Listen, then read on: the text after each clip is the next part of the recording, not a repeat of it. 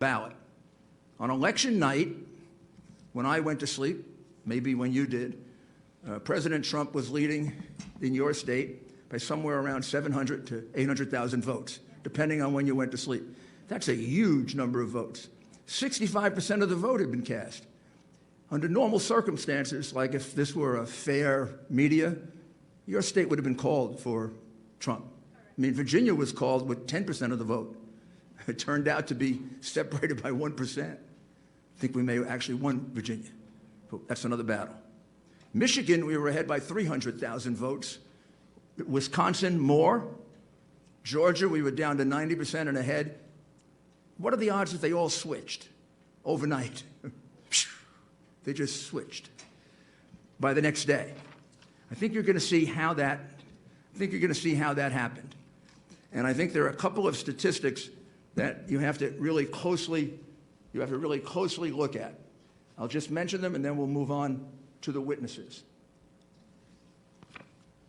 We have calculated, and the evidence will show, that there were 682,770 mail-in ballots that were entered into your votes in just Allegheny County and in Philadelphia that were not observed by any single Republican. Those ballots could have all been for Joe Biden. They could have all been for someone else. They could have had no identifying data. They could have been from the same person. There could have been multiples of them. There could have been no name on them. We have no idea if that's true. And it will be very hard now to kind of put them together. We could ask, and you could subpoena, all of the outer envelopes. It'd be very interesting to take a look at the 682,770 outer envelopes. It'd be very interesting if they were kept. And it would be very interesting to see how many of them weren't filled out. But in any event, under the law of your state, which is set by you, those ballots are illegal. The judge, mistakenly in his opinion, said that we want to disenfranchise 6 million people. We don't want to disenfranchise anyone. We want to disqualify 682,000 votes so that 74 million people are not disenfranchised, because that's what happened by the cheating that went on here. I'll give you one other enormously puzzling statistic. You sent out in the state of Commonwealth of Pennsylvania 148 absentee or mail-in ballots. You received back 1.4 million approximately. However, in the count for president, you counted 2.5 million. I don't know what accounts for that 700,000 difference between the number of ballots you sent out and the number of ballots that ended up in the count. That number, 2,589,242, was on your government website until yesterday. And yesterday it was removed without explanation. I'm going to be very interested in hearing what the explanation is. And I can't imagine you could possibly certify without knowing the explanation to that, as well as the explanation to the 22,686 mail-in ballots that were returned on the day they were mailed. That's a trick. How about they were returned? How about 32,591 were returned the day after they were mailed? Another 20,000 were returned before they were mailed. Of course, I think this is a kind of a low count, and I guess the crooks in Philadelphia are disappointed in this.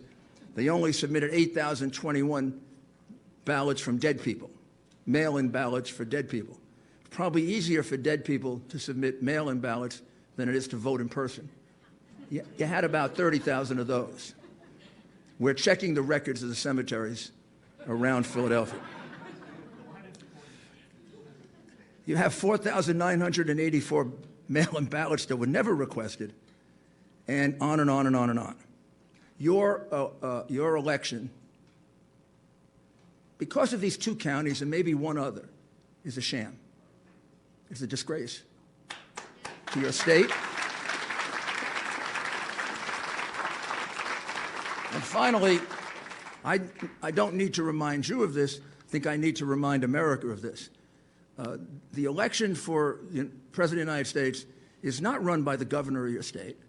It's not run by your election commissioner. The United States Constitution makes it clear who has the responsibility for running this election.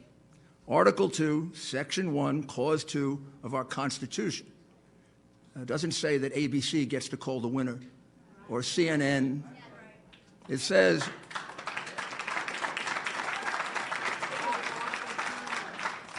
each state shall appoint in such manner as the legislature thereof may direct a number of electors. It's the state legislature that controls this process. It's your power. It's your responsibility. And I think you know, and you have to convince the rest of your members, Republican and Democrat, they owe that to the people of your state, and they owe that to the people of the United States. Because if this happens without consequence, if they can just enter 600,000 some odd mail-in ballots without allowing a single Republican to view it, what's to say that next time they won't do 1 million or 2 million? I know crooks really well. You give them an inch and they take a mile, and you give them a mile and they take your whole country. So now we'll proceed with the witnesses.